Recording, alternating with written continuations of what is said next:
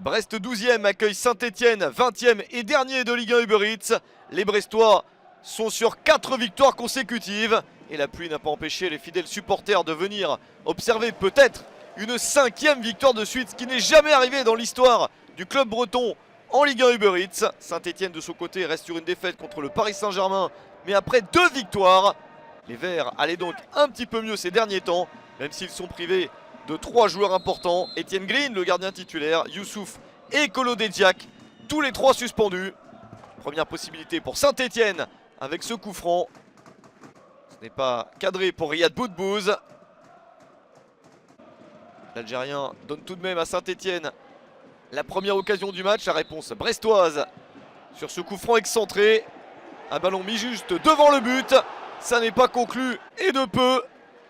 Bajic réussit à s'interposer. Une énorme parade dans les pieds de son adversaire, en l'occurrence Jérémy Ledouaron. Saint-Etienne s'est bien comporté et a empêché Brest de se procurer trop d'occasions. 0-0 à la mi-temps.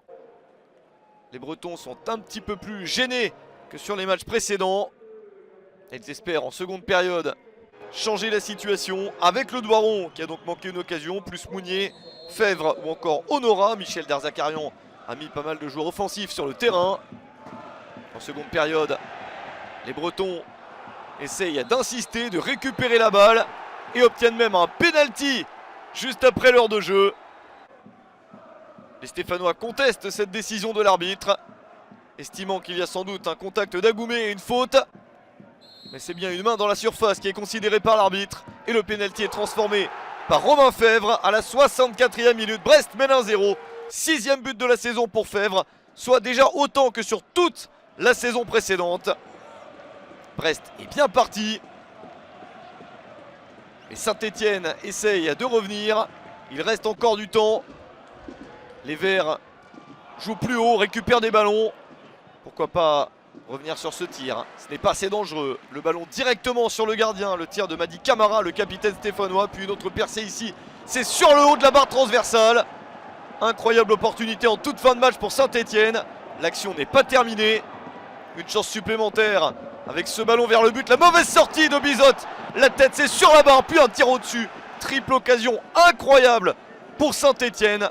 Avec notamment une barre transversale ici. Puis une reprise de la tête sur la barre dans la foulée. C'était la chance de Saint-Etienne dans ce match. Mais les Verts n'égalisent pas. Victoire de Brest. La 5e de suite. Et donc la première fois de l'histoire du Stade brestois qu'il y a 5 victoires consécutives en Ligue 1 Uber Eats.